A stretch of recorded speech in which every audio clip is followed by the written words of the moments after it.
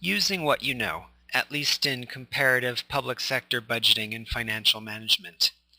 In this set of slides, we're going to continue with our case analysis, hopefully giving you a bit more practice on how to open a budget, how to spot very quickly the very important trends that you're seeing in that budget, which should tell you something about the priorities of the government at that time, and hopefully of the people with whom that government represents. And we'll also be trying to refine your ability to use models from the other courses that you're sitting, as well as incorporate your reading into your analysis. So without further ado, let us begin. As we move forward, it's somewhat useful to look back to see what ground we've covered so far. The schema in front of you shows basically what we've been doing so far in the course and the goal that we're hopefully trying to work toward. As you see, in the past 4 or 5 weeks, we've been building the separate components of the course, which hopefully you're starting to put together in your mind as you go through the various cases. We've done some cost-benefit analysis. We've looked at social welfare analysis. We've looked at social costs and benefits. You can think about the cost of the Brooklyn Bridge. You can think about the police in El Paso. You can think about our Turks and Georgians. Much less to date, only because of the time we've had available. We haven't looked so much at how the budget represents a political equilibrium between various interests in the society. And we haven't had such a deep look into games and thinking about each expenditure as the equilibrium outcome of a game played between various agents working in the government. But hopefully if we have time in the course, we'll try and get to that, because in my opinion, that's the coolest part of the course. As you've also been experiencing in your weekly studies, we've been learning some intangibles. We've been learning study skills. We've been thinking about how to put the various material in the course together. How to do synthesis. Remember, synthesis is taking disparate ideas and putting them together. We've been working on our analytical skills. Remember, analysis is how to look at a problem and break it into tiny bits, which you can manage more easily. And of course, we've been thinking about how to present our findings, not only with PowerPoint slides, but also to a limited extent through written policy briefs. From these skills, we've been thinking about how to take the results of our analyses and quantify them in Excel, how to evaluate many of the working hypotheses that we develop in Excel, and how to look at other quantitative methods in financial management. There was a handout showing a little bit about how to do compounding, how to find the present value of future revenues, future expenditures, etc. So hopefully you've had a chance to look at that material and hopefully even practice using Excel. And finally, if everything goes according to plan, you should have all the skills you need in order to impress your future minister, or if you will be a consultant someday, to go out and advise cabinets with your brilliant PowerPoint slides and with your smashing policy briefs. But in any case, as you've seen, this is a course more in thinking skills than in the particulars of financial management or any particular subject. Particulars fade. Skills last a lifetime. And so hopefully you're getting better intuitions about how to define a very concrete problem from the very nebulous problems posed to us in our everyday working life. You've had a little bit of practice using all these fancy intellectual models that us academics are sitting in the ivory towers scribbling away so that you can use them in your daily work. We've looked a bit at confronting our use of models with data in order to try and assess, well, which theory better presents the problem I'm looking at. Maybe I can make a new theory which better explain these data. And of course, most importantly, and the most problematic skill, particularly in North America, is critical thinking, looking at a set of analyses and saying, I just don't believe this guy. I don't care how many Nobel Prizes he's won. These are the reasons why this analysis is flawed in my opinion. So let's get to it. You remember that any case study starts from or stems from our attempt to define a policy useful question. What I've done here is I've dug up a recent budget from Argentina. It's not on the syllabus, and that's why I thought it would be an interesting case study, so that you could take away some of the intuitions from this case in order to use them in the other cases on the syllabus. So you have in front of you this very big budget from Argentina, and as usual, the question is something like, the Argentine budget is bad. Discuss. And so, of course, you don't have very much to go on. You know that your editor has given you a deadline to produce some useful copy by tomorrow, and so where do you begin? Well, remember we were discussing 3 ways of trying to get your brain wrapped around a budget. The first way was to identify the thesis statement. The second way was to look particularly at extremes, because it's those extremes or unusual observations which tell us very much about what's going wrong and what's going right in a budget. And the third way, which we haven't covered until now, is to select some minor but interesting question in the budget. Hopefully that small question will give us some broader insights into the overall budget.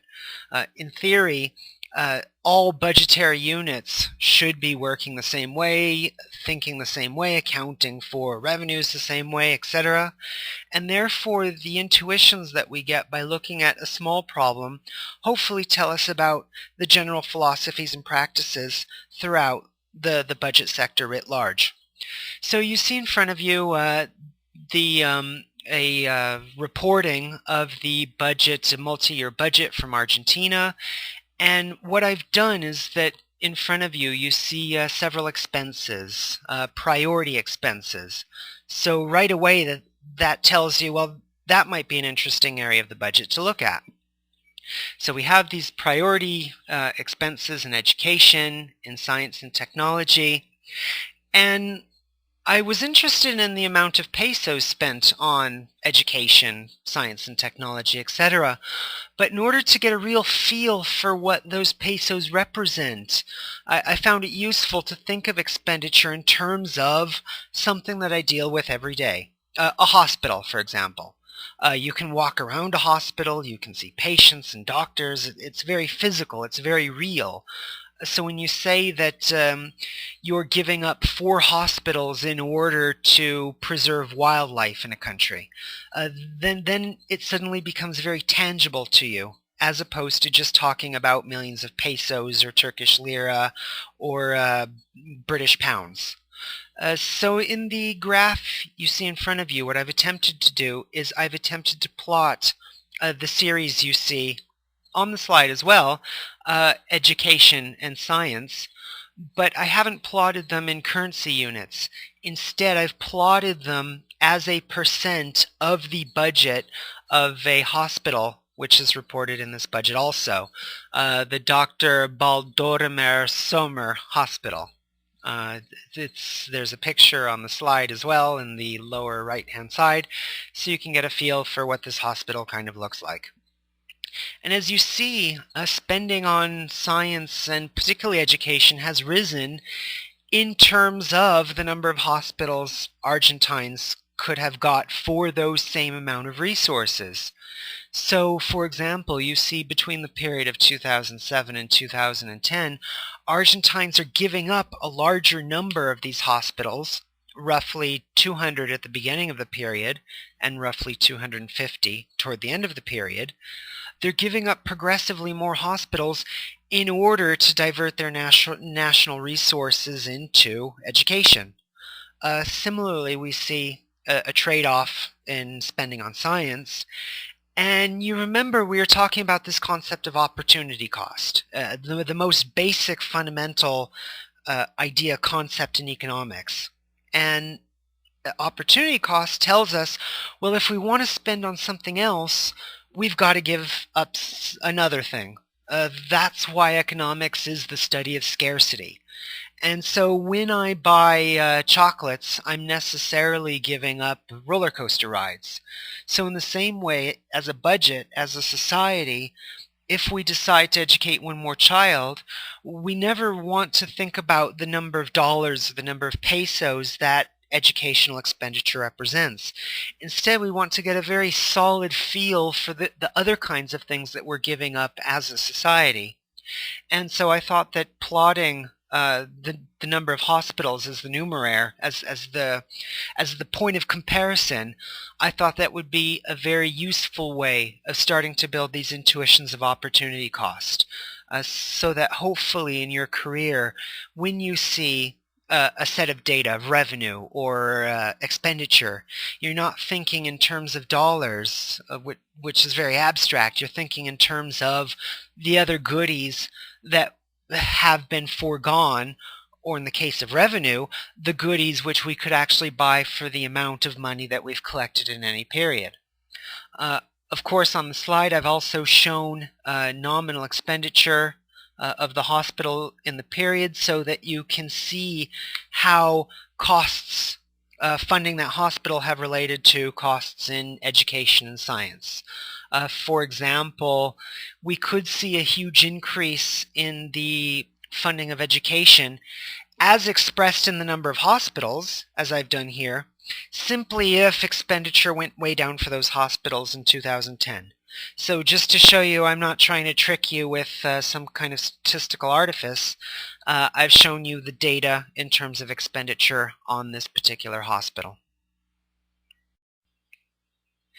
Now, we were talking about various ways of identifying interesting policy questions.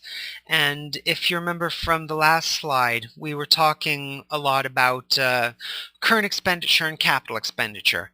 So, of course, when I opened the Argentine budget, I was looking, well, maybe there's something interesting in capital expenditure or even current expenditure, which will provide me the opportunity to draw links with the other cases that I've looked at in the course. So you see in the slide in front of you various expenditures by the Ministry of Education, Ministry of Science, Technology, and Productive Innovation, Ministry of Labor, etc. So I was looking through this and I was thinking, well, what looks interesting here? I mean, what's something in my daily life that I can really relate to? And I mean, science and technology, I've never really worked in a laboratory, so that didn't mean very much to me. And I saw expenditure on a hospital. I mean, most of us, fortunately or unfortunately, have been to hospitals in our life, and it's something that's relatively easy to conceptualize, and it's something that's also considered almost an unambiguous good, in that it's relatively uncontroversial that we want to spend money on hospitals. I mean, we want to cure ill people. We've all had family members who are ill. And by choosing hospitals, I've taken out the possible political aspect of this question. I mean, science and technology, it's a much more politically charged question where expenditure in that area could be heavily influenced by things other than social need. So what I've done is I've looked for an interesting expenditure category which I could relate to on a personal level, and whose data seemed relatively clean from these other outside influences, such as high levels of politicization. So that's basically the procedure that we've been using in order to identify our interesting question for this budget. So far, we've identified an interesting area to look at. Okay, hospitals. How does expenditure relate in comparison to the number of hospitals we could have built at that same time period? And you remember I showed you the data for public expenditure on this hospital. And as I look at that data, of course, my inquisitive mind is starting to search for interesting questions. And one of the interesting questions to me is, well, what explains government expenditure on hospitals? governments spend money for lots of different reasons, and explaining expenditure in hospitals is just as valid and interesting a question to me as large-scale expenditure on productive science and technology, for example. So I decided, well, let's try and figure out why expenditure increased for this particular hospital during this period. Well, it increased from 2007 to 2008 in nominal terms. And be very careful not to confuse nominal with real terms. And then expenditure remained relatively even throughout the rest of this small period. And so you remember that the data absolutely do not speak for themselves.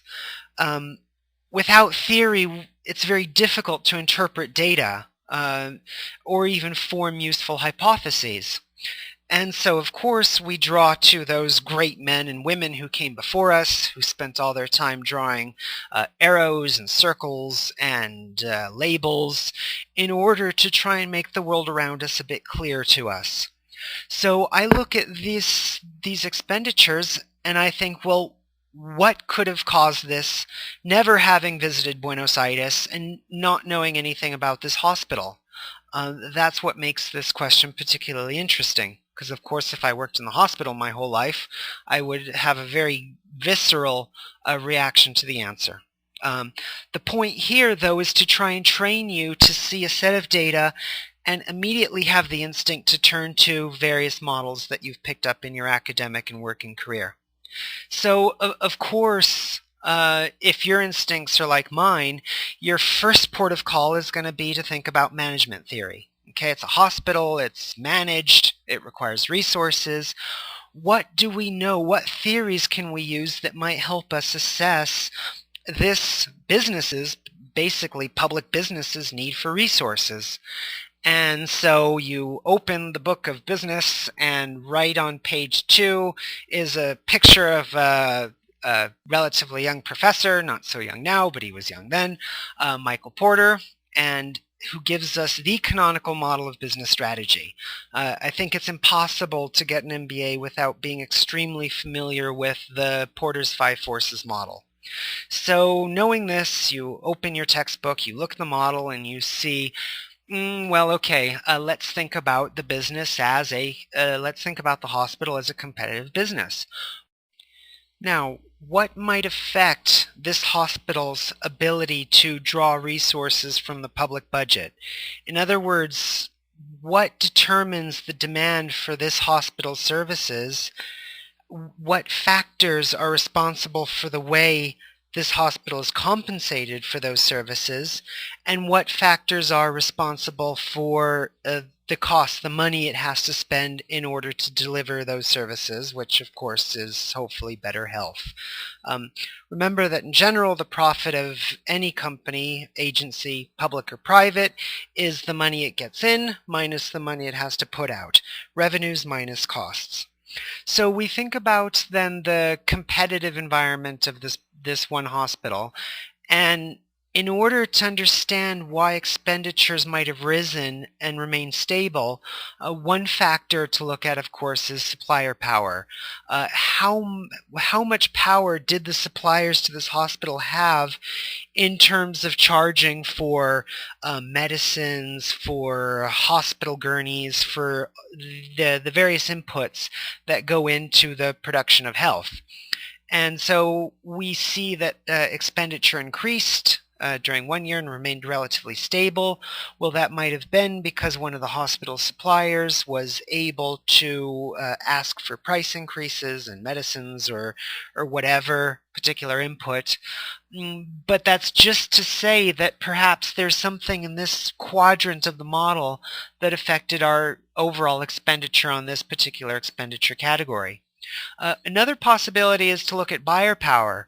Well, perhaps expenditures went up for this hospital because patients demanded more services. I mean, we could easily think of a scenario where the government has to contribute part of the operating expenditure of the hospital, and patients share part of those expenditures. Again, knowing nothing about this hospital, these are hypotheses. These are speculations based on a theory. And you see, hopefully, they're trying to channel our mind to thinking about the very concrete reasons why these expenditures look the way they do in this time period. So let's suppose then that demand had increased for the hospital services. People were able to pay more for these services, requiring the government to put in more resources, again assuming the government has some kind of entitlement scheme in place, or that patients have the right to receive treatment from this hospital if they provide their share of the payments, etc. That's entirely another possible explanation for why the pattern of expenditure looks like it does during this time period. A third theory, which we'll talk about much more on the bottom part of the slide, relates to the threat of new entry. We can understand increased expenditure for this hospital either as an increased threat of new entry or a decreased threat of new entry. Let's take the first scenario, an increased threat of new entry. So there's more private hospitals operating, and it's management strategy for this hospital to increase expenditure, maybe to show that they provide services better, different, make investments in equipment or staff in order to compete in this new possible market. That's one hypothesis why increased rivalry or competition in this market would lead to increased expenditure. On the other hand, it's entirely possible to hypothesize the opposite scenario, is that a decreased competitiveness, maybe some hospitals went bankrupt or staff became more incompetent at one of the rival hospitals. Because this is a public hospital, then more resources had to be put into this hospital in order to provide the catchment area, those people living around this hospital, in order to provide them with the same level of amenity. So in fact, increasing expenditure is not a sign that this hospital is becoming more competitive, that it's getting ready for rivalry. It's a sign of just the opposite trend, that the government's having to pick up the slack because the competitive situation overall is deteriorating. Now, how can we know which situation affects this particular hospital in the abstract? And the answer is we cannot. Full stop. This is the time when we stop speculating and we go much more into looking for data, making field visits, etc., topics which we will discuss in the upcoming weeks. Now, that's one model, that's one theory for trying to understand the trends of these very simple data that I've selected for us here. There are other theories, though, and each theory is equally valid. I know that in the class we have a fair number of people who've studied political science, and therefore I've tried to take a theory from political science, elite theory. Okay, and so what this theory might say, of course with a bit of a stretch, is that you have a power elite and you have the rest of the population. Okay, and the power elite, they're going to manage policy in their own interest. And this theory is another possible way of understanding expenditure on this public hospital. In order to give this theory a bit of life, I've downloaded the budget from a private hospital, the Hospital Británico, in order to try and compare what expenditure was doing in this private hospital with expenditure in the public hospital that we've selected for our case study. So in the Hospital Británico, we see that expenditures are increasing roughly in the same period. And so far we have two sets of data and we don't know what to do with them without theory. So you're a political scientist and you don't believe any of this economics rubbish, and you say, well, elite theory is the lens that we have to use in order to understand these data. And so you say, well, the way we understand these data are that the power elite have decided to resource the public hospital more so that they would have the legitimacy to go to this private hospital. Okay, we assume that the private hospital has a higher level of service because they compete. I mean, they're a British hospital. Everything British is nice. Just kidding, but you get the idea. That there's a private hospital which serves the more affluent of the society, and then you have this public hospital which serves everyone else. The elite naturally are worried about their reputation, their political appearance, and therefore they can't be seen actively consuming an elite public resource without at least giving more resources to the voters, to the people who made them elite, supposedly. So one way of understanding then this jump in the provision of funding for the public hospital is that the elites have decided to give more money to the public hospital so that they can continue enjoying the privileges that their money gives them in the private sector. Okay, I know that's a bit of a stretch, particularly as I'm trying to hypothesize in a field that's not my primary field. But what I want you to take away from this discussion isn't my brilliant musings about elite theory. Instead, I want you to take away the fact that we can't understand anything from these budgets. We can't understand data without resort to some theory. And so in our roughly 15 weeks together, I want you to practice taking these seemingly very, very abstract theories that you've been studying for your undergraduate and graduate life and try and apply them. Because scholars spend a great amount of time theorizing for a specific reason, and that reason is to give you the tools you need in order to understand the world around you. So your first reaction anytime you see data from a budget or anything else is to shoot those data through the prism of the various theories that you've learned during your education. And you might be asking yourself, and you might be asking me at this point, well, which theory is the right one? I mean, is it Porter or is it elite theory? And the answer is that there is no answer. Okay, what do I mean by that? I mean that throughout the course I've been saying that judgment is something that cannot be said directly. Okay, judgment is a skill. It's a refined skill. The exercise of judgment requires lots of practice.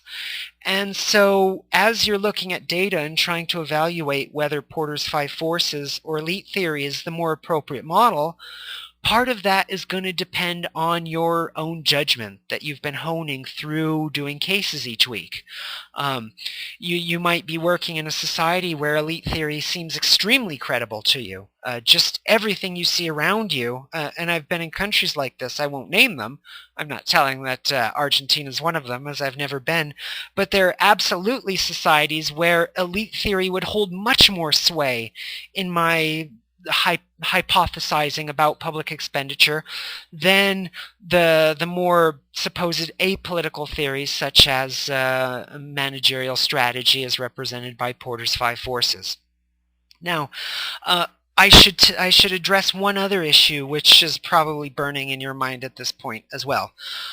You're probably sitting there listening thinking, well, when you try and use these theories of politics, elite theory, things like this, you're politicizing this exercise. I mean, what we have to be impartial bureaucrats. We have to let the data speak for themselves, and we have to use models from science so that we can make dispassionate, apolitical judgments about the data that we see from our budgets.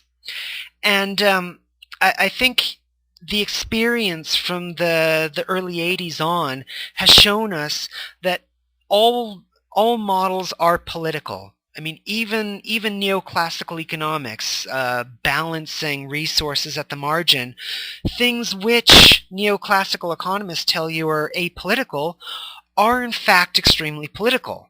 And this is the root of many of the critiques of World Bank IMF advice giving in the late 80s and 90s, is that you had sets of supposed technocrats going out into the field saying, well, it's time that we apply models that are technocratic, apolitical, dispassionate. Okay? And in the literature throughout the 90s, you see this very large critique of this approach to giving policy advice.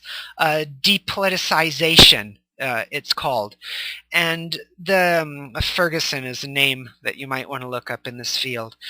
And the whole idea is that the attempt to depoliticize policy advice was in fact itself a political tactic in order to impose a certain set of values which some institutions or countries found to their advantage. Now, am I trying to sell you this view of policymaking? Absolutely not. Am I trying to make you aware of this view of policymaking? Absolutely. The skilled policymaker will hold in his or her mind all of the views, all of the perspectives before taking any particular decision or making any judgment. And so it's very important to realize that if you try to act as quote-unquote technocratic as possible, if you say, well, I'm going to use any computational tools in Excel because that's technocratic and that's not taking a political opinion, in fact, you're deluding yourself. Sorry to use these strong words, but the mere action of deciding particular policy objectives based on internal rate of return, net present value, things of this nature in itself is a political decision that you're taking, which might or might not be shared by the democracy that you're supposedly representing. So that's just to go back and say models are very important. Please don't be afraid to use and play with various models, because at least you're making explicit many of the assumptions that you might be leaving hitherto tacit.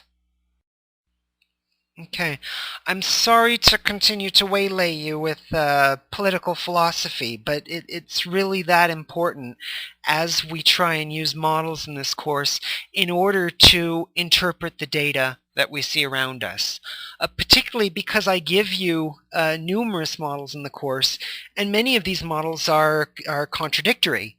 And so the initial impression is to say, well, what's going on? I mean, this supposed smart guy has stood up and he's told us this thing, and then the very next class session, he stood up, told us the completely opposite thing with an opposite model, and I don't know what to make of it. And that's exactly how the real world is.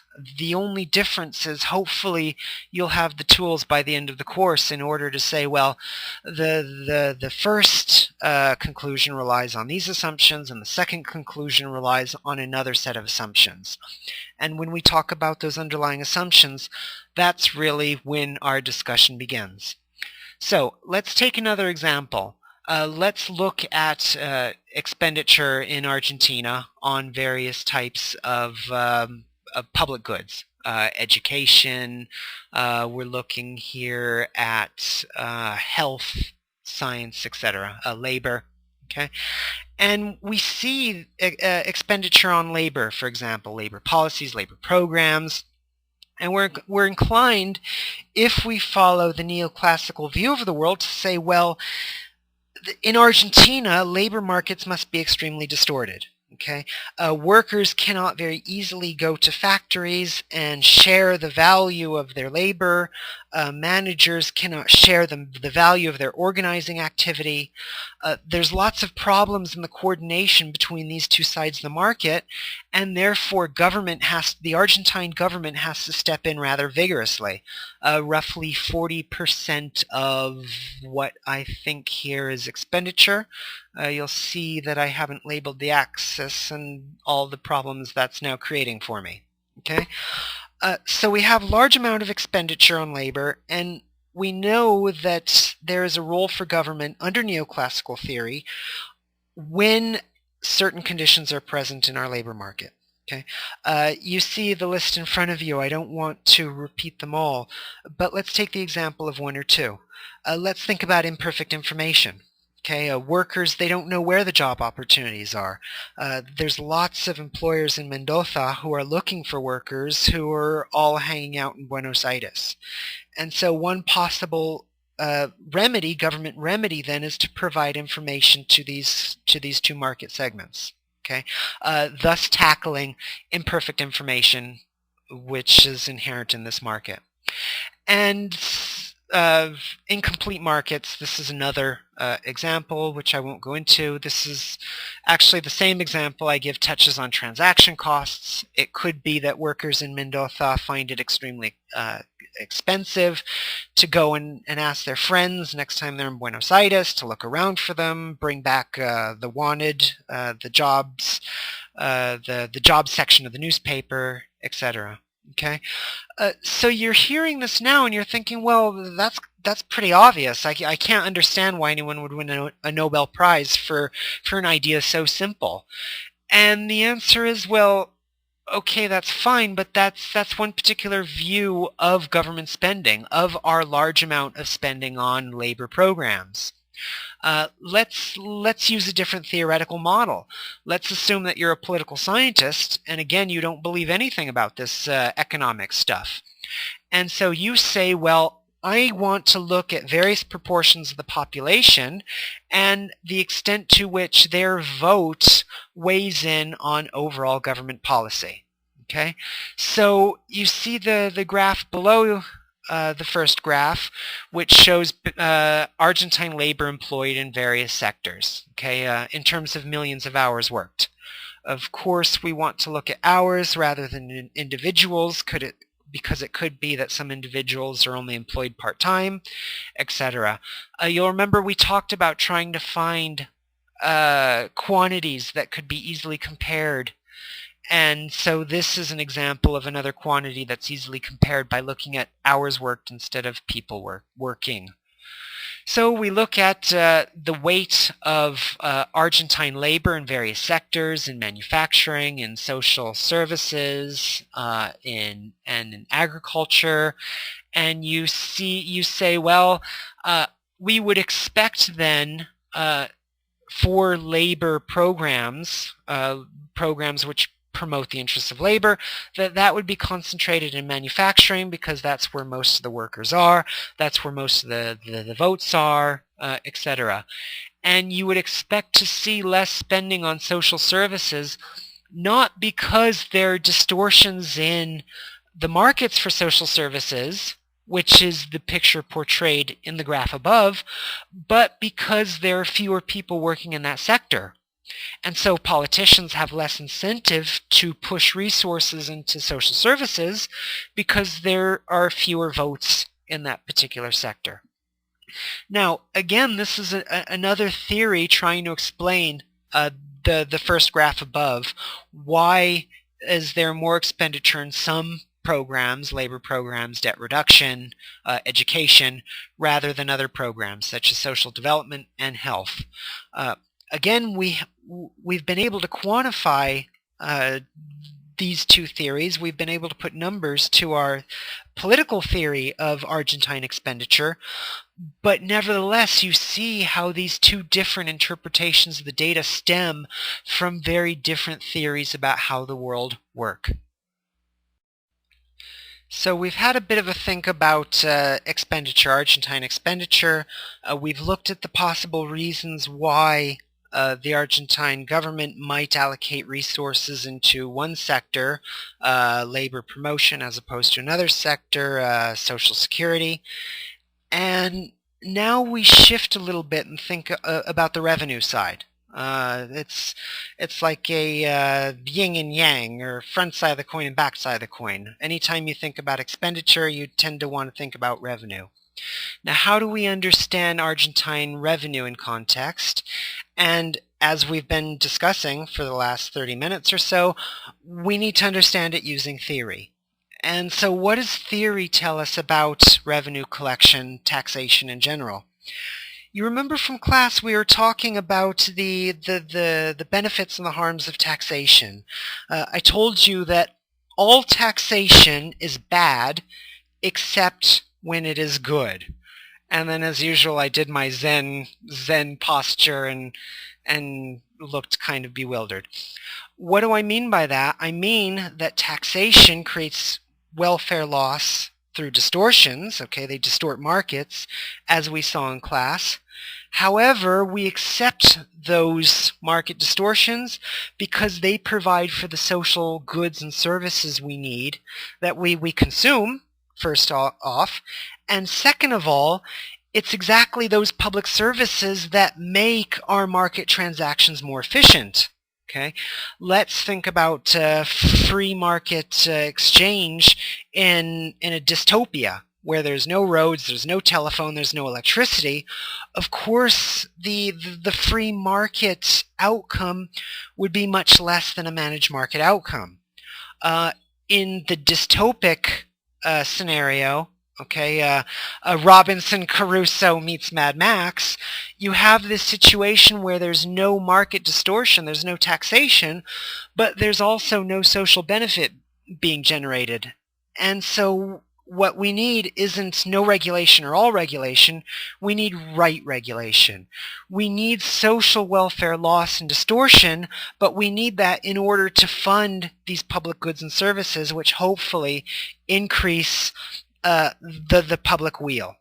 So you see in front of you then a model, a theory about how taxes distort our markets.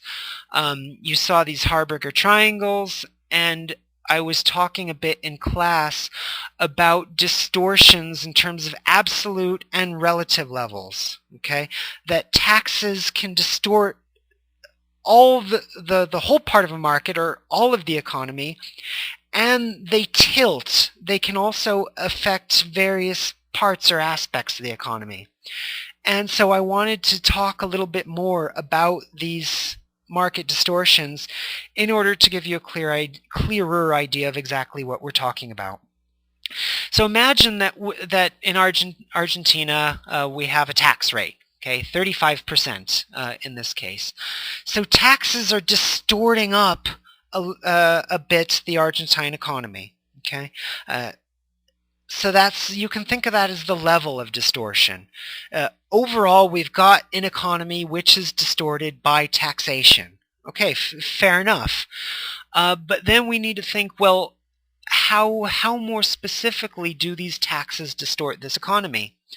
And so what I've done is I've drawn a very simple input-output matrix, if you will, in order to show how taxes might distort an economy, and more importantly, why I said it was so important to have non-distortionary taxation. You remember we were talking in class that I was telling you didn't want different tax rates in your economy because that would start distorting the allocation of resources from some sectors into other sectors. You might remember in class I said that if we have a high tax on food as opposed to iPods, people are going to start under-consuming food and over-consuming iPods. That's an example of a distortion created by a tax policy which brings the market equilibrium, the market results, away from what people would normally choose for themselves, and thus, in theory, the best possible outcome. Because remember, neoclassical economists, we're very Voltairean in our views that everyone, by pursuing their individual interests, should, in theory, maximize the national weal.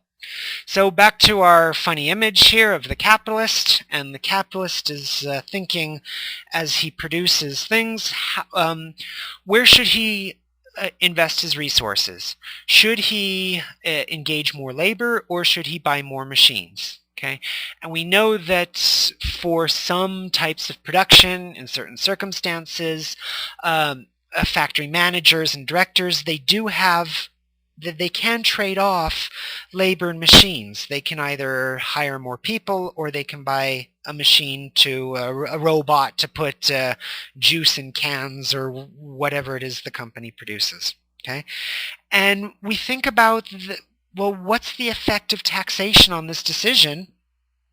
And naturally, we would want taxes. We would want taxes not to distort the capitalist decision to invest in people as opposed to machines. Now, what do I mean by that? I mean that labor will have a certain productivity in stuffing juice into cans, and machines will have a certain productivity stuffing juice into cans. And what we want as a society, in theory, is that we want whichever one of these factors of production, which are more productive, we want them doing most of the work, okay, assuming that they're cheaper. And more productive, in theory, means cheaper, okay? And so we want production reflecting to some degree the marginal productivity of these inputs, capital and labor, okay? Now, when we impose a tax on these factor inputs, that starts to distort the capitalist's decision about using these inputs. If suddenly we tax capital much lower than we tax labor, then we're going to start to mechanize our society. Okay, that's on the capitalist side, but also for the factors of production, taxation has an effect as well. If labor is taxed more heavily than machines, you start to see disincentives to work. Okay, and that will in turn affect the quantity of this particular factor which is supplied. Similarly with capital, for reasons which are slightly more complex that I won't go into them here. But what I do very much want to highlight is that the relative tax rate between these two factors of production, if they are distortionary, they will start to skew the way capitalists start to produce the things that we eat every day. Okay, so you want a tax system which does not distort economic decisions, either to use labor or capital, unless you very deliberately want to distort that decision. Again, it's another one of my Zen answers. You don't want to distort production unless you want to distort production. Okay, but if you want to distort production, for example, giving a lower rate on tax rate on capital, then you want to do that deliberately. Okay. And this is an area of public economics which I don't want to get into, because if we get into it, we'll really get into it. Just take away the intuitions that I've described so far. But we continue now with our analysis of taxation and possible distortion, and we think about the consumption decision. I mean, if we said that taxation could affect the producer's decision to use people or machines, taxation could also affect us as consumers, our decision to consume computers or food. Do we consume another iPod, or do we eat more? And part of that, of course, is going to be based on our preferences, which are reflected in market prices. Market prices also reflect the productivity of the people making that stuff, okay? But part of our consumption decision is going to be based on the taxes on those things, because taxes affect the price, the final price that we pay from our wallet. And so we want a taxation policy, again, that doesn't distort consumption unless we want it to distort consumption. And in many countries you see lower rates of tax on food than on consumer durables, consumables like iPods, things of that nature. And the reason is because we worry about social objectives. Part of this also clearly reflects politics, which I don't want to discuss here. But all I do want to highlight is that different rates of tax on different goods will distort consumption decisions. And that's what I mean when I'm talking about this tilt in the economy, as opposed to the overall level of distortion. Now, in order, of course, to make the arguments a bit clearer, more illustrative, I've put up an Excel bar chart, which you see in front of you, because showing bar charts looks more professional than showing pictures of capitalists and happy laborers and hard hats. And so the bar chart basically tries to quantify some of these effects, given very simplistic assumptions that I've put in my little Excel model, in order to show this effect of the relative level of distortion as opposed to the skew or tilting of production and consumption decisions in our economy. So you see a level of income in our little society, which is normalized at 100. You see the value of the inputs that have been used in order to make that income. You see that as the red part of this bar chart. You see some value added from capital, and I've tried to show the distortion or deadweight loss from the taxation of these factor inputs as black. Okay, I've made certain assumptions about elasticities, which I won't go into, but I want to highlight, you can see from this middle bar that there are deadweight losses, and those deadweight losses accrue, if you will, to the use of these various factors. Similarly, we can think about consumption decisions. Okay, everything we make in a society, in theory, we eat in a society, okay, or we send abroad and they eat it. But let's think about the value of consumption. We have food consumed, we have computers consumed in this simple society. And what I've tried to do with this checkered part, this checkered box in this bar chart, is show the marginal or change in the consumption of food due to the lower tax rate. Okay, so you see that there's a certain demand for food under one tax rate.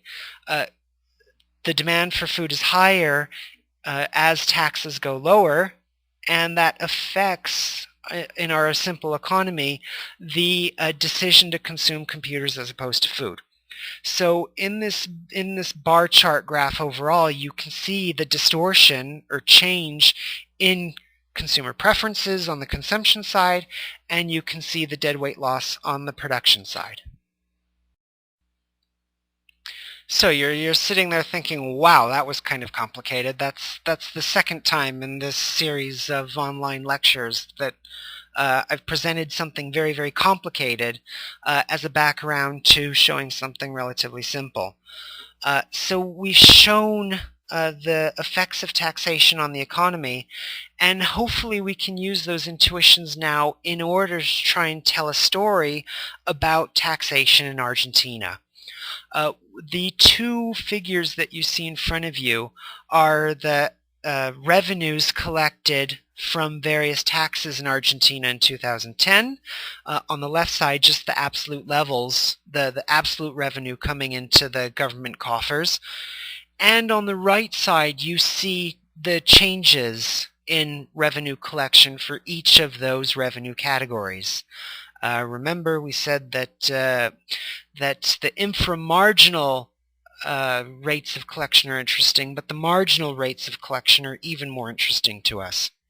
So we use our eyeballs a bit. Well, we don't use our eyeballs because I've converted the numbers from the budget into bar charts so that they're easy to read, and that's why I keep pushing you to work on your Excel skills.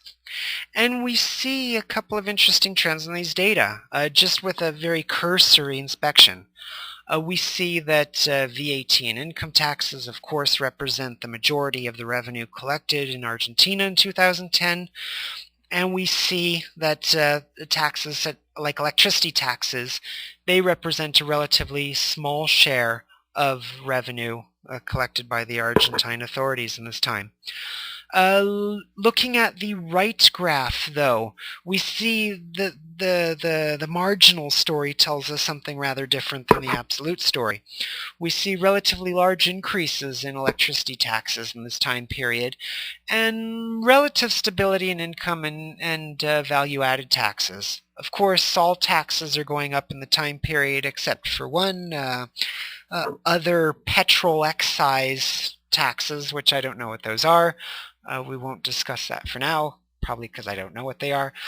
Let's look at the boxes that I've indicated on the graph instead. We have relatively quick growing electricity taxes, less faster growing income taxes and VAT, and of course this attracts our attention a little bit. Okay, on an absolute scale, electricity taxes are small, but they're growing quickly. VAT and income taxes are pretty big, but they're growing not as fast. I wonder what's happening there. What could be a possible cause of this trend in the data? And hopefully all this rigmarole that you saw on the last slide can help us understand this a little bit.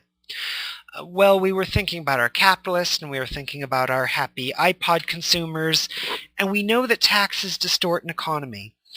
And so one hypothesis or one speculation that we might make is that the authorities decided to start branching out or diversifying their revenue sources in order to try and minimize the collective impact, the collective distortion of taxes in any particular area of the economy.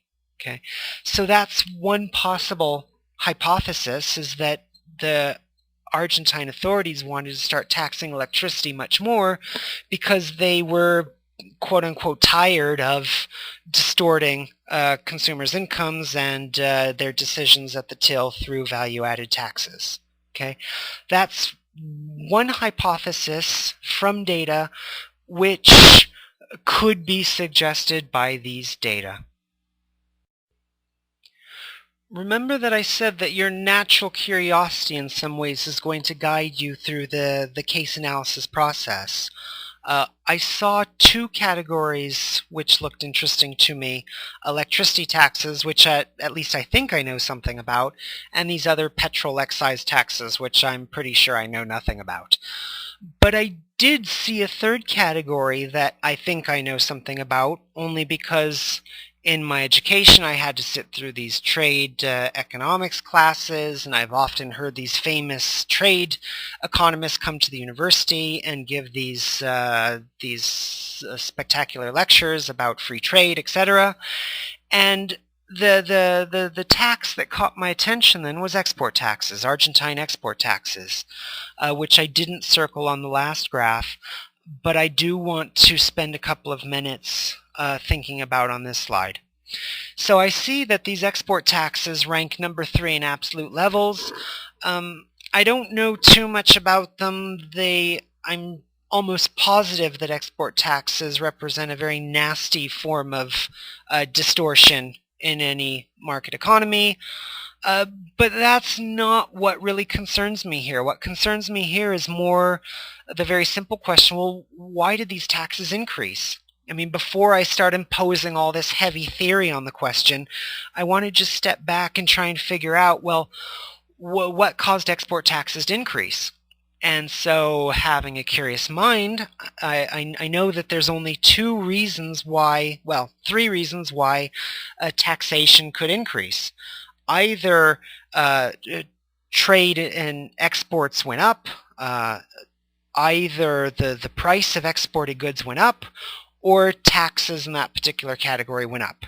Okay, so as far as I know and I'm concerned, there's only 3 categories. The graph on the right, it shows imports. It could have just as easily shown exports, but I was kind of lazy and I wanted to look at imports here.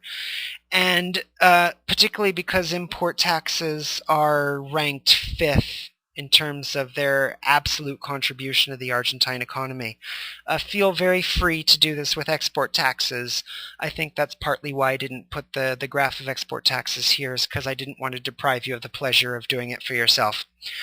So we see imports into Argentina expressed in US dollars, of course, and we look at the share of agricultural value added in Argentina in that time period, and we're trying to figure out, well, what caused this increase in import taxation? Was it P, was it Q, or was it T? In other words, did import prices increase, did quantity increase, or did the tax rate applied to these imports increase?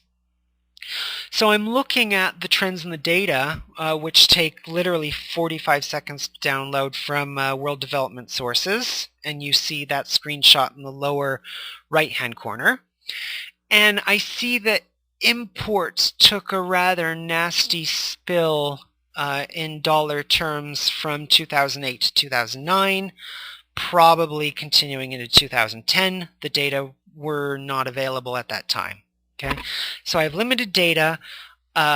on the export side, I have data on import taxes, and I have to speculate about why these import taxes increased. Now, given the data I see in front of me about the level of imports, I'm assuming that the trend didn't suddenly reverse itself very sharply in 2010. Okay? It might have, and that's absolutely fine. Instead, I want to make an assumption, a hypothesis given the data available, and my assumption is that import values decreased in this time period. Okay, so that suggests, and agricultural value added decreased in this time period as well. So I am assuming that quantity most likely decreased, prices quite probably increased given what that red line is doing, and so something probably happened on the actual import tax side itself. Okay, now that's my first working hypothesis. Of course, I wouldn't go out and publicize this hypothesis. As you hear from the hesitations in my voice, I'm already rather skeptical about this conclusion, and hopefully you are too. But given only the data that are shown on this graph, that to me is the most logical conclusion that I can draw from the data available. And that is my starting hypothesis from which I would start to dig more deeply into this budget in order to try and understand why import taxes increased during the 2010 fiscal year in Argentina. So we've been discussing import taxation a little bit, and I want to draw our attention back into electricity taxes because I promised that that would be one of the main things that we would be looking at in this budget. Okay, this distortion, the distortionary effect of tax and its possible effect on tax policy to start diversifying the revenue base into electricity taxes and away from income taxes and value-added taxes. But please don't worry, we'll get right back to the trade taxes after this slide. So we're trying to think, well, why did electricity taxes increase in Argentina in 2010? You remember that we were talking about Harburger triangles, that taxation causes distortion, and big taxation causes big distortion. Therefore, smaller taxation causes smaller distortion.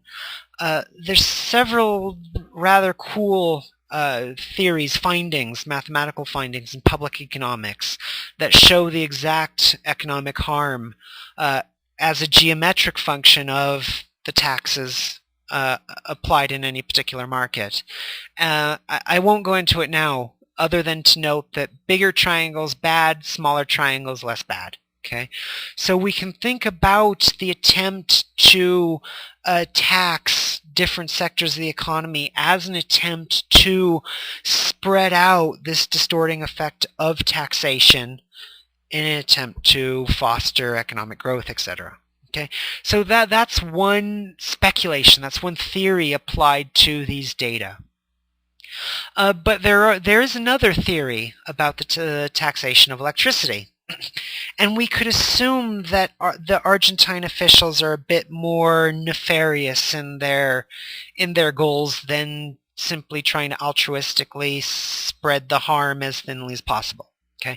Instead, we could think about one of the most fundamental theories of public taxation, and that is that you maximize the revenue collected from a tax when you tax inelastic goods. Okay. Goods that are relatively inelastic, goods where the demand for those goods is relatively inelastic for changes in the price of those goods. Okay, the way I've just reformulated it, it's a bit more technical for those of you who want to think about the economics behind this problem. But you can think about it another way. Think about an inelastic good as something you just gotta have. Electricity, water, ABBA's gold CD collection. Okay, these are goods where you're going to demand the good almost at the same quantity for relatively large changes in the market price. And we would think, well, electricity is probably an inelastic good. Even if the price doubles for electricity tomorrow, I wouldn't consume so much less than I am now. I flick the light switch when I need it. If I'm living in one of these really harsh countries in Europe where they charge an absolute fortune for electricity, then I do really make it a point to wear more pullovers and work by candlelight, as I've seen some of my neighbors do. But at present in the U.S., electricity is not very heavily taxed. We do know it's relatively inelastic, and it is a perfect opportunity for a public official who wants to raise more tax revenue. Okay, that's an area of expenditure where you can collect a large amount of taxes. Okay, tax inelastic goods in order to maximize tax revenue. That's the moral of this slide. So in the last slide we were talking about trade distortions, and we were talking about harms to the economy.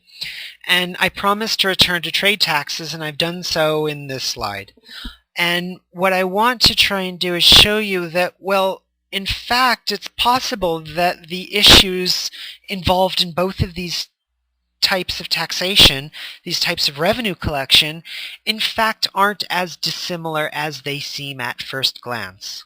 Okay, we know that trade taxes bring in revenue, of course, and we probably know that there's an optimal trade tax as well, and we know that in many cases that optimal trade tax equals zero. Okay. You see in front of you links to a couple of discussions of trade economics. I know that trade economics is very popular, and the link on the bottom is a more informal discussion of the economic issues involved. The slides, the YouTube presentation above is a more formal rendition of the economics of distortionary taxation. Okay, and what I think you'll see from the video is that the analysis we use when we consider distortion in international trade, it's the same as we consider the distortion for internal or domestic trade. In the slides you'll see T refer to the tariff. Little t is just a tax. I mean, tariffs are a tax. And so the intuitions that we were building about the distortionary effect of taxation in domestic markets applies just as equally to international markets. So you can bring over all those intuitions and play with them, try and apply them in the context of international trade. I use this slide also to try and encourage you to develop another skill that we've been talking about throughout the course. As you know, my background is in economics, and to some extent I feel rather comfortable with these, we call them two spaces. Supply and demand, you see two lines intersecting. This is how economists tend to speak to each other, but ironically it's not the way we think to ourselves. And I found this approach to economics extremely problematic when I was a student myself, is that I learned how to manipulate these machines, these graphs, but I came away from my education not really understanding what was going on, what was the explanation behind all these graphs, so that you don't make the same mistake that students in my generation made, or maybe it was just me. It's entirely possible that only I wasn't as smart as my classmates. I want you to think about translating some of the explanations and some of this high theory that you're presented in terms of the stickmen that I've been using throughout the course. I mean, usually you see when I'm presenting economic arguments during lecture, I'm trying to put them in terms of stickmen. Okay, well, we have the ISLM model. Let's think about a saver, and let's think about a investor. Let's think about the government and the money as it's pushed through the economy. I'm always drawing these capitalists with top hats, and I do that for two reasons. First of all is because by seeing actually how these economic mechanisms work, you're going to get a better feel for it. Okay, and part of the reason is simply our animal nature. I mean, we tend to think in terms of pictures. We tend to think in terms of experiences, funny pictures, limericks, things of this nature. And so if you can present to yourself these economic intuitions, which in a way which is amusing and fun and interesting to you, then you're not going to groan when you go back to your notes 4 years later. Instead, you're going to see your notes maybe from this class, and you're going to see all of the arrows and diagrams and capitalists wearing top hats and laborers wearing hard hats, and you're going to be more motivated to go over those notes and think about these issues again as you tackle them during the course of your daily work. So I would hope very much that one of the skills you take away from this course, besides all of this theory stuff and critiquing stuff, is also the ability to translate these arguments into interesting types of notes that you'll feel comfortable playing with in your professional career years later. So we've looked at revenue collection as portrayed in the Argentine budget, multi-year budget 2010. It's a review of the budget actually. We've looked at expenditure, and now I want to move on a bit. I want to move on to another topic that caught my eye in the budget. It's a topic that you've hopefully been reading around in the various weeks in the assigned readings. And that topic is performance-based budgeting. Okay, the Argentine budget caught my attention also because there is a section attempting to look at this pilot project of tying expenditure to results, looking at the performance of expenditure in particular categories. What's basically performance-based budgeting. And so I wanted to go through one of these cases with you and think together about some of the issues involved as you try and tie the readings into the actual casework that you're doing. In front of you, you see indicators for a project, indicators of the results of a labor promotion project. And what these numbers are is they are graduation rates, the percentage of people participating in this basically job facilitation program, giving students skills they need to go out and get jobs. You see that they give graduation rates and percentages for the different Argentine regions from 2005 to 2010. And so at first glance, this looks like a performance-based measure. The Argentine authorities put in a certain amount of resources into this PIIE program, and now they're measuring the results that they got.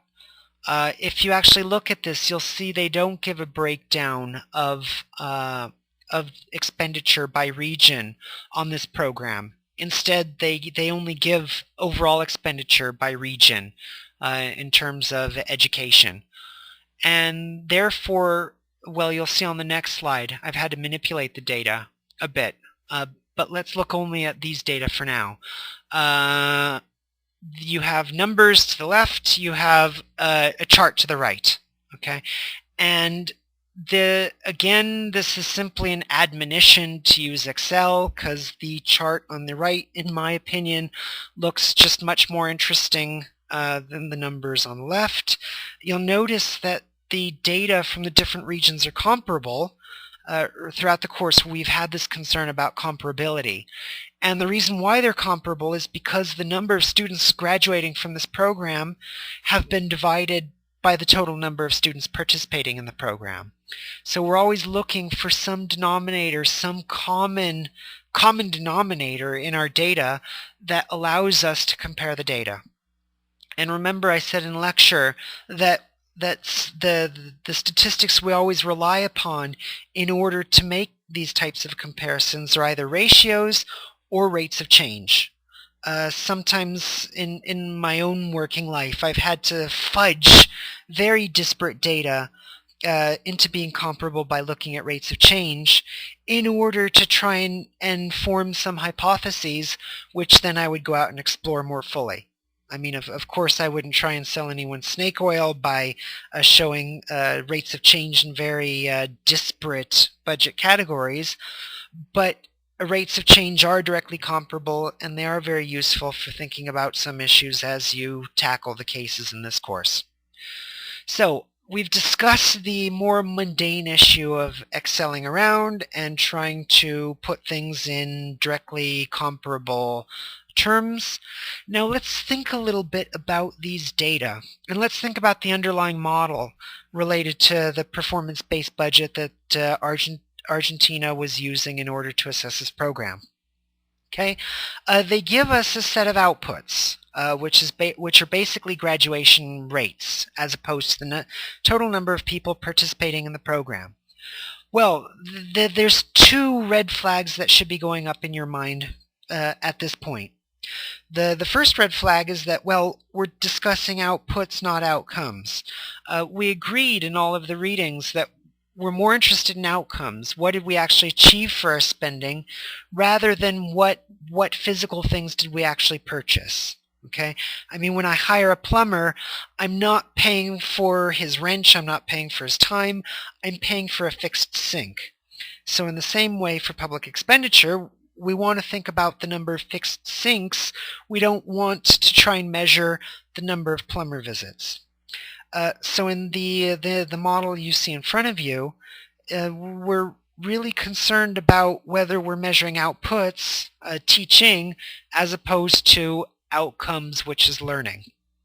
Okay, that's one conceptual problem related to this report found in this Argentine budget. Now there's a couple of other conceptual problems as well. I mentioned very briefly that they don't tell how much money went into each program at the regional level, quite possibly because of the political or administrative effects. I mean, imagine if they did report the amount of money that was spent on this program in each region in each year, and you have different rates of graduation. That makes public officials directly accountable, which is not something that we want, which is not something that they want, and it's not something that we want either. You're probably sitting there thinking, well, what do you mean we don't want that? Isn't that the whole point of this course? Every reading is telling us we want accountability and we want transparency. We want performance-based budgets. But when you stop and think about it for a minute, that's actually not what we want. We don't want a measurement system which ties a public official's job, well, basically his livelihood, to year-on-year performance. I mean, we know that graduation rates are affected by numerous things in the local community. There's all kinds of factors that could influence graduation rates in any particular region in any particular year. But the second that the press has the number of pesos spent per region and the graduation rates per region, those type of data make for very powerful graphs in the national newspapers about which public administrators need to go. And it's very hard to resist sometimes those public pressures that are drawn on very summary data. And so in trying to evaluate their decision not to report expenditure per region on this program, I actually think they made the right decision. I think that sacrificing transparency and accountability in order to provide a bit of stability for this program, in order to provide for learning, in order to account for these shocks to the program, these inter-regional shocks, I think it's quite valid and appropriate. Okay, so that's a slight musing, if you will, on another aspect of performance-based budgeting, which you'll almost certainly see in your midterms and exams. You'll certainly see a question, performance-based budgeting is good. Discuss. And you'll need to think rather deeply about some of the reasons why it's bad, because one-sided arguments are always bad. Okay. Let's return to the model that you see in front of you. We know that when we're thinking about performance-based budgets, it's a relatively closed system. Money goes in, you buy stuff, you buy teachers, you buy computers, you buy books, pencils, and those inputs combine to create certain outputs, of course exposed to these shocks that I was talking about earlier. Okay.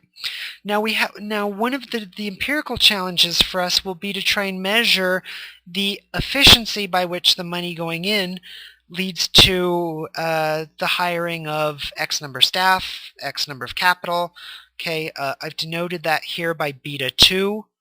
Of course, it's interesting to know the extent to which those inputs result in outputs, which might be graduation rates, and in this model I've represented that by beta 3.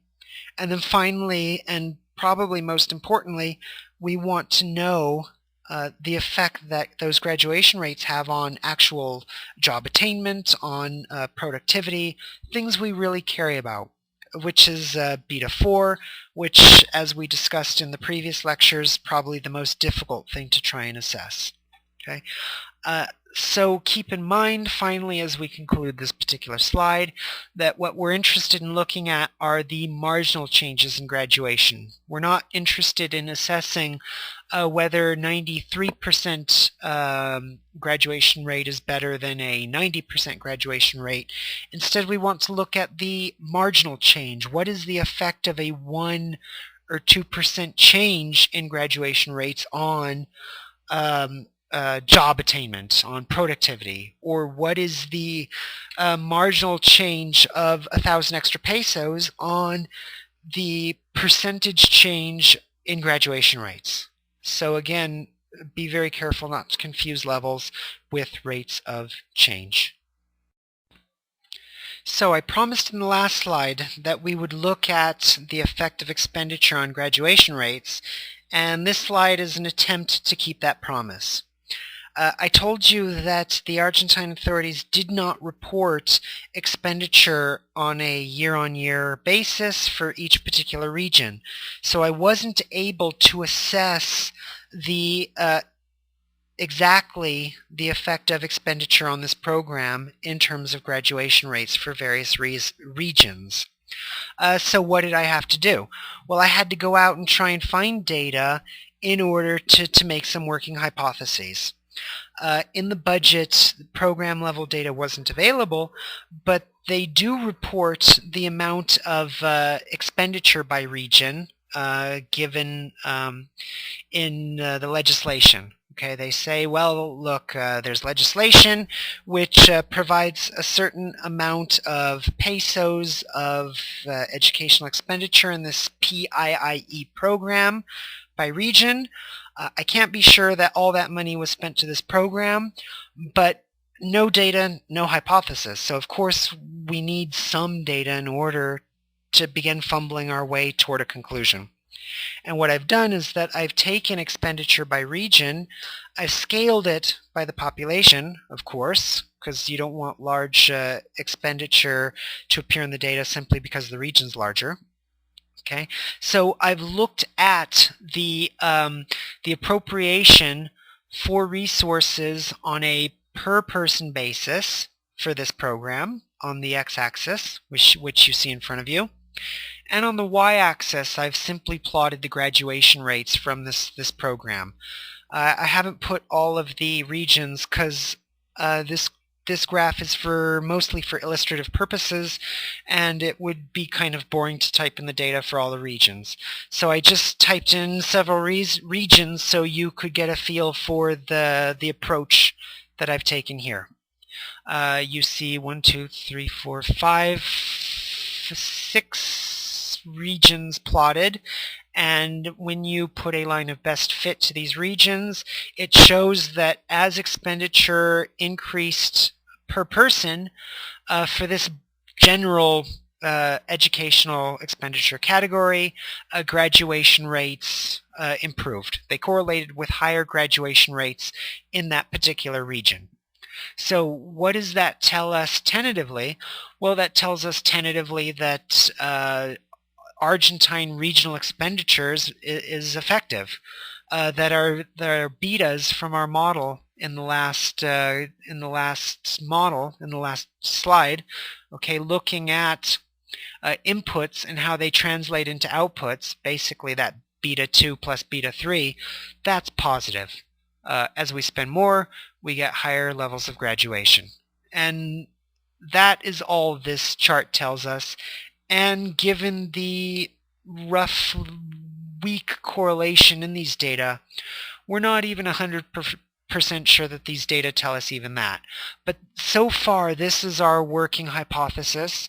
And as we collect more data, this is the model that's going to shape our thinking as we test whether this worldview is true or not. So in the last slide, we were basically talking about returns on a particular government program. I mean, that's why we talk about performance-based budgets, is that we want to know what kind of returns we're getting on the money that we're spending. And we want a management tool that allows us to increase the returns for the money that we're given by carefully defining what we're trying to get. In this term, in the terms of the project we looked at, that would be higher graduation rates. Okay, so we look at the data, we look at underperforming regions, and we say, okay, well, that's where we need to focus most of our resources. We spent a fair amount of time talking about returns to government activity. However, in the real world, we're concerned about two things. We're concerned about returns, and we're also concerned about risk. I mean, it doesn't help anyone to win $1 million if they risk their life every day in order to do it. We want to know what are we getting for our money, but we also want to know what we're risking in order to get those returns. Risk and return, it's a very fundamental part of our life that we, especially Americans, grow up thinking about every day. What to know about governments is that governments are by nature risk averse. There's numerous theories about why governments emerged at all, and many of them focus on the need to create a stable institution that's there when everything else in the society doesn't work correctly. Okay, governments are the port of last resort. They are the institution that we can count on during wars and strife, and they are also the institutions that insure us against large-scale calamity. I mean, in theory, one of the reasons why we have large-scale government is that if we can't afford our retirement, or if we can't afford health care on a massive scale, or if all the banks go bust, there's going to be somebody who will step in and say, we are ready to indemnify this society against these risks. Okay, you've put all these resources into building all these offices, hiring all these government officials, and now you're going to see some return when the going gets tough. Okay, governments by nature are risk averse. That is one of their functions in society. Okay, even though there's a big trend now for governments to be more like the private sector, when push comes to shove, governments are risk averse. All government agency managers have to look at the risks that they take on in their departmental budgets in order to achieve the project results or returns that they are getting for their senior administrators and ultimately their political masters in cabinet. Okay, governments are risk averse. That's why we as governments have to insure against things that are insurable. Governments help us to insure against the non-insurable. And let's think now about one of the risks related to the program we were looking at, this job skills promotion program in Argentina. Okay, we saw graduation rates as reported by the government, but we also need some measure of risk. I mean, if I'm a job seeker, an Argentine job seeker, I'm concerned about my prospects of getting a good job, depending on if I attend this program in Mendoza versus Buenos Aires. Those are the only two cities I know in Argentina, has probably become evident by now. I want to know what is the risk of this program succeeding for a particular individual attending these programs in the various Argentine regions. And so what I've done in the graph you see in front of you is that I've attempted to measure that risk in terms of the standard deviation of graduation rates in that particular region. Okay, and what that tells me is that is it more risky for me to attend a program in one region versus another? In other words, am I going to be less certain of graduating in one region versus another? Standard deviation, it's this variability, that's often the way that we think about risk, not only in public finance, but in private finance, corporate finance as well. And those of you that have taken corporate finance will see that this is an attempt to replicate what's known as the capital asset pricing model. It's basically a model that tells us the relationship for a number of investment projects or securities. It shows the relationship between risk and return. And I've attempted to replicate this view of the world by looking at the risk of graduating as measured by standard deviation, plotted against on the y-axis the percent of graduates in each region. And all this graph is trying to do is to show how much risk different regions are taking on for different levels of graduation, of attainment. And what we see here is that we have several regions that have very low standard deviations and many, many more regions that have relatively high standard deviations in terms of the uncertainty of attaining a particular graduation rate. Okay? Be very clear about what we're talking about. In this case, we're looking at the certainty of attaining a certain stability in the graduation rate. Okay, stability is good. That's why I've been stressing this whole risk aversion thing during this whole slide. Now, what this figure hopefully shows is that some regions attain the same graduation rates with a much lower level of uncertainty. If you're a management theorist, you say that the process of attaining graduates is under control much more in some regions than others. And when we say a process is in control, we mean that the process generating graduation shows much less fluctuation. It shows much less standard deviation. And so as a government, of course, we want to put these kinds of processes in control. We want to minimize the amount of variance between regions in order to have particular attainments, in this case a graduation rate. We want this for managerial reasons because volatility almost always implies some kind of waste on the one hand, and there's a legal philosophical argument as well that all citizens have the right to the same types of amenities. So there's no reason why some citizen in Mendoza should have superior possibilities simply because of differences in managerial talent compared with Buenos Aires. Okay, so philosophically speaking, we want the same level of attainment, even if it's a lower level of attainment, in order to promote the constitutional principle of equality. Okay, so risk bad, variation bad at the most basic. Now, you're probably asking yourself, well, how do we measure risk? Of course, standard deviation. And the next question that immediately pops to your mind is, well, fine, how do we measure risk aversion? In other words, how much are we willing to spend in order to avoid certain risks, certain variability, the lack of control in this graduation process? Okay, what do I mean by that?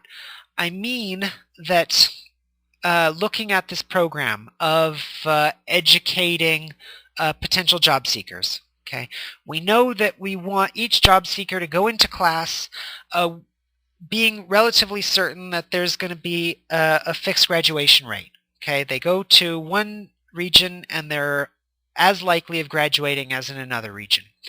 Now, how much would government pay in order to have that kind of certainty? How much would government pay in order to avoid the risk of different graduation rates across different regions? Okay, we think of this as risk aversion, and consequently we think of the resources that we're willing to spend to avoid risk as a measure of risk aversion. And you'll remember in lecture that I was talking about this measure of risk aversion as the purchase of a lottery ticket. Okay, basically this measures how much am I willing to pay in order not to take a risky bet. You'll remember I gave this example of either getting $100 without any risk or getting the possibility of $200 with 50% probability and getting nothing also with 50% probability. Now you remember from what we were discussing in class, the expected payoff to these two scenarios, to these two games, they're identical. Okay, in both cases you can expect to get $100, but there are numerous people who would pay not to face the risk of getting nothing. And so as we measure risk aversion, we simply go out and we ask people, well, okay, look, I'll either give you $100 now or I'll give you this other bet. Okay, how much of these winnings would you forego in order to avoid taking this bet? Similarly, we can think about this in a public sector context. How much money would the government spend in order to avoid taking this risk, in order to avoid playing in a lottery where some regions have lower graduation rates than other regions? And I'm going to leave our discussion here for two reasons, one practical and one philosophical. Okay, the practical reason why I'm leaving the discussion about risk aversion here is because it's slightly complicated, it's economics, and if you don't like this stuff, I don't want to angst you any more than you already are. Okay, now the practical reason, or the teaching objective, is that those of you who are curious are going to look up this topic much more. You're going to see reference to several paradoxes in economics, and you're going to read around a little bit, and at the end of the day, you're going to understand this topic much better than if you listen to me explain it here. You remember in class I gave the same sleight of hand explanation, and the reason why I keep doing this throughout the course is that in my experience, the things I remember most vividly are those things I had to learn for myself, or they're the things that somebody explained to me, and then later I looked them up and I realized that either the person was wrong or I misunderstood what they were telling me. And those things were blazed very much into my mind. And so in the same way, I want to give you practice hearing something, going off and seeing it for yourself as a way of really solidifying your understanding of that particular principle, assuming you're interested in learning the principle in the first place. So, I finished the last slide talking about pedagogy, so it's only appropriate that we continue our discussion of pedagogical methods, the real skills I'm trying to teach in this course, which in my experience have been much more important than those very nitty-gritty financial management things. Okay. Throughout the course, we've been struggling to fit the readings from the syllabus into the cases. and it's been very nebulous. You have several readings on the one hand, and you have cases on the other hand. And so the question is, well, how can I use the material from the readings in order to help enlighten and elucidate my case analysis? And so again, we have an example which I thought might illustrate the general technique. You remember one of the readings related to budgeting and budgetary institutions, published by the World Bank, which you see on the slide in front of you. And as you're going through the Argentina case, you might have this book in front of you. You'll open the book, and then you'll think, well, what from this reading might help me understand the things I'm seeing in this performance-based budget from Argentina, or any other data from the Argentine budget.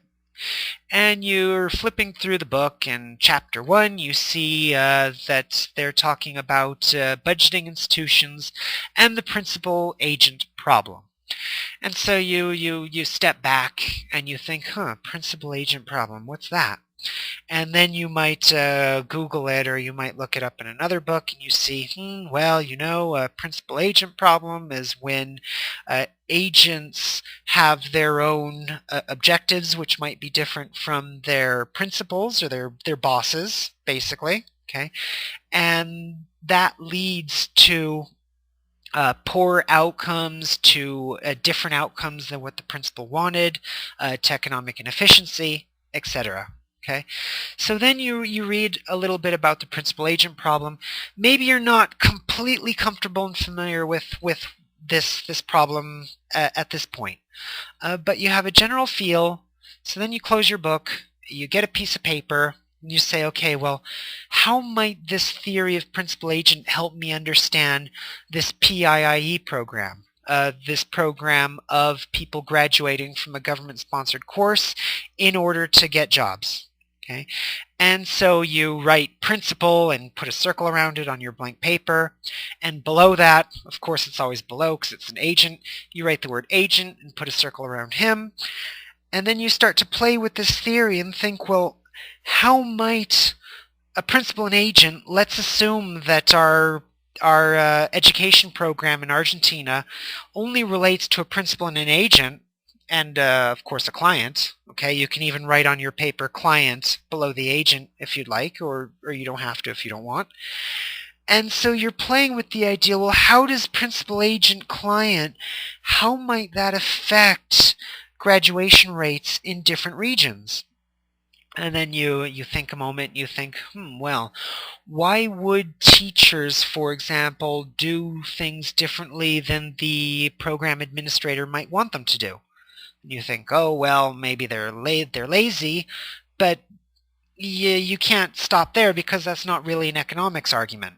I mean, you have to couch it in economic words. So you have to say, well, the costs of consuming leisure are higher, provide greater utility than the income they would obtain from teaching, which is the fancy way of saying, well, they're all bloody lazy. That's one possibility. Second possibility, of course, is that agents have outside employment, and therefore they have to decide whether to spend more effort on teaching as opposed to another job. That's another possibility. And so on your paper, you might draw a line away from the agent to one to the client and one to another job.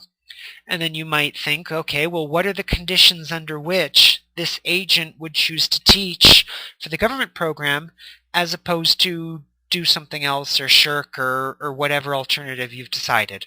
Okay, that's one possibility.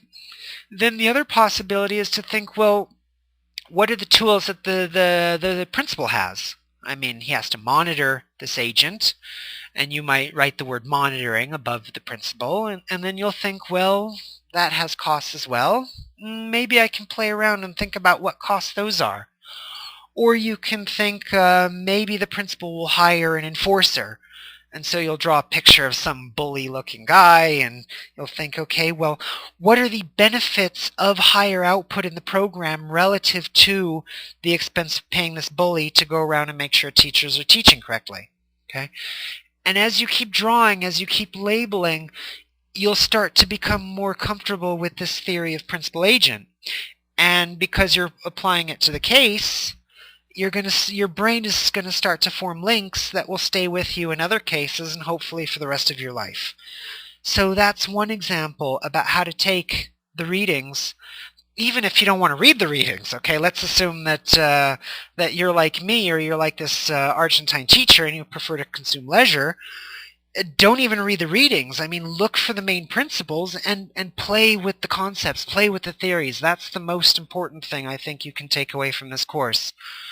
In the chapter 1, they also talk about the common pool problem, and so again you'll stop, and maybe on a piece of paper you'll draw a big circle and in the middle write common pool, and you'll think, well, how does this relate to our job education program? You'll think common pool, okay, well that probably means that the common pool, common resources, why should we use it for this as opposed to that? And as you think about these, maybe at this point in time you won't have any more inspiration, okay, and you'll say, well, I really don't know where to go from my little circle labeled common pool to my Argentina job skills training program. So then you'll Google common pool, and you might look up some famous cases in Indonesia, and then you'll see, oh yeah, well that inspires me, and you'll come back and you'll play a bit more. And I want to keep my discussion at that level because I don't want to feed you the answer, of course. In lecture, you'll come back to me and you'll say, oh, Brian, the common pool relates to the case in this way. And I'll nod and I'll look very dissatisfied for a while. And then I'll say, yes, that's a very brilliant insight. So that's the kind of dialectic that I'm very much looking for in the class, and I think that you'll be looking for in your glorious future. We have Chapter 5, a primer on performance budgeting. You look through this chapter a little bit, and you read about some of the basics of a performance budget. The authors, they certainly have strong views about what makes a performance budget, what makes a good performance budget, and maybe you'll stop reading halfway through the paragraph and you'll ask yourself, okay, well, the author has told us, the authors, Shen, have told us something about performance budgets. I don't see any of that in this section of the Argentine budget. Why not? And then maybe you'll go back to Chapter 5 and look a bit more, and then they provide some explanations, and you'll go back and you'll say, well, that doesn't seem very credible to me. Something else might be going on. And as you go through that process, you become more familiar with the material and also with your methods of theorizing. Finally, Chapter 7, basically the same thing, activity-based cost management in the public sector. And this one seems like an obvious one, at least to me. I mean, okay, well, we want to look at activities, and we want to look at activity costs, and we want to break things down as much as possible and tie outcomes as much as possible to inputs. Every peso we should be able to attribute to every peso earned by our student 20 years later. Okay, but what's the problem with that? And you'll see both in the chapters and the way you apply the chapter to the case, you're going to see the various problems with trying to use the methods that they're talking about in the book. So you see, it's very much your own natural curiosity which is impelling you into the readings, rather than opening the readings and, okay, page 16 tells me that, and page 17 tells me that, and well, that's very profound, and I'm feeling very enlightened. Okay, so let your curiosity guide your reading. Okay, we only have 2 slides to go, thankfully, which is quite good because, as you hear, I'm starting to get a bit hoarse after working all day and coming home to produce slides. So, again, we're still thinking about pulling all the material from the course together. We're thinking about readings, and now you have a reading on the slide in front of you, which looks much less relevant to the topic at hand, reforming regional local finance in Russia. And I mean, okay, we got it right from the aspect that Russia's a federation and Argentina is probably a federation as well. They have regions, and there might be similarities between those two countries. We don't know what they are. All that we know so far is that we've got a title of a book about regions. We've got a case from a country, and they're reporting lots of things in regions. And it looks to us that maybe we haven't looked up the form of government for Argentina, but it looks kind of regional to us. And so, again, I'm assuming that we're coming to a new country without any particular background. And I'm talking in this way, I keep talking in this way throughout the course to try and allay your fears about tackling a new subject. Because so many students, they say, well, I'm not an expert in Kazakhstan. I mean, I can't possibly do an analysis. And the idea is to try and start slowly through it, but always being humble about the results that you achieve, because you're just starting. I mean, certainly I would never portray myself as a big expert in Argentine finance if it's something that I'm just coming into, but that certainly would not stop me in the privacy of my own home from trying all the analyses I could and discussing them with mentors, peers from my own class, etc. So you see this book about reforming regional local finance in Russia, and you open the book, you look for the thesis statement as we've been talking, and you have this nagging fear that, well, you're going to miss the main idea of this book. Okay, you've been looking at the case, you've been fishing around the book in order to find things that are relevant from the Russian context to try and think about in the Argentine context. And I'm not telling to compare directly these two countries. All that I'm telling is that take some of the jargon, the ideas, the words, and try and play with them during your case analysis from Argentina. Okay? So you're doing all these linkings and you're worried that, well, I'm zooming through the Russian book so fast, I'm going to miss the main point. I'm going to miss the whole point about doing public sector financial management analysis. And I would encourage you to put that fear aside. As you go through the book again and again in different cases, you're going to start to feel more comfortable with what this book is telling you and what other books are telling you. And hopefully by the end of the course, you're going to be able to predict the thesis statement of any book. I mean, the body of knowledge is relatively fixed, and all its authors are telling basically the same thing in different ways. And so if you haven't assimilated that yet, you certainly will. So don't panic. Just keep at it. You've also noticed in the syllabus that I've put readings about capital expenditure in many weeks where capital expenditure is not discussed. And of course, the readings overlap on purpose, is that maybe we're discussing debt management that week, or maybe we're discussing revenue collection, we could be discussing anything. But you're increasingly seeing the links in capital expenditure between the various case studies, and that's helping you see parallels between the cases on the syllabus. Okay? At the end of the day, in the Russian reading, in the analysis of the U.S. budget, you have a picture in front of you on this slide as well. You're following basically the same technique. Okay, what's the thesis statement? What's that one main idea that the author's trying to communicate to me? If I remember nothing else from this reading 10 years from now, okay? What data have we already seen from the U.S. budget which help us critique these authors, and vice versa? What have we seen from these authors that help us critique or use our critical analytical skills as we assess the actual numbers from the budget? Okay, and of course we use our critical thinking skills very strongly. Okay. In this case, in terms of Vedder and Galloway, does the regression that they provide in the reading make any sense? and I know that most of us have a pretty good background in statistics, so I feel relatively confident that we can say some very insightful things about the regression analysis that they decided to do. Partly the techniques that they use, but also partly the questions they decide to answer.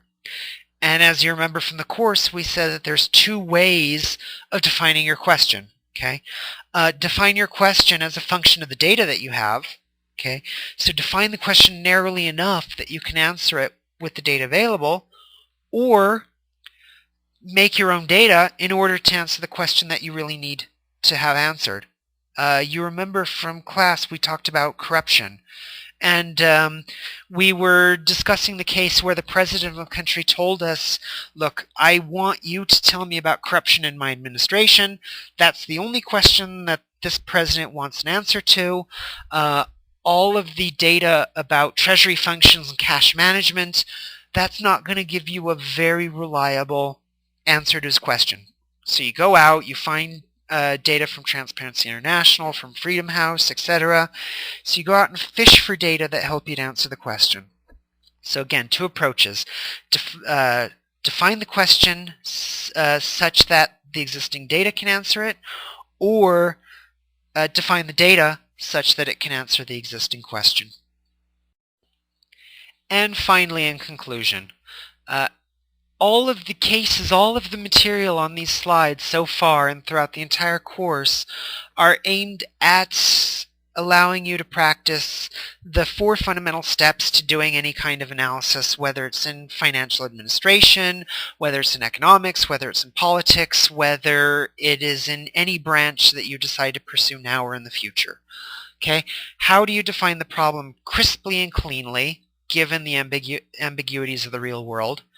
How do we use the model in order to understand the situation that we're looking at? Okay. How do we confront the model and the theories, the hypotheses that we've made? How do we confront those with data? And then finally, how do we critique, criticize, question, confront? How do we challenge everything that we've hypothesized and all the explanations that the pundits have given to us? So you've seen throughout the course another case from Argentina, exactly in the same terms that we've been doing in the previous sets of slides that you've seen so far. As I've been admonishing us throughout the term, don't worry, you're going to see the concepts again and again. Repetition is the mother of learning. And so if you miss something from these slides, don't panic. You'll certainly see it again in another analysis. The readings are different, but they overlap. So this is really a chance for you to practice your synthetic thinking skills, which are grossly under-exercised in a world where analytical skills are being taught more and more. And finally, in the future weeks, we're certainly going to be spending as much time as your interest and abilities allow to putting data from these budgets and financial statements into Excel, and of course writing up your conclusions in crisp, briefs for your ministers or future bosses or peers or whoever it is you're writing for. Thank you.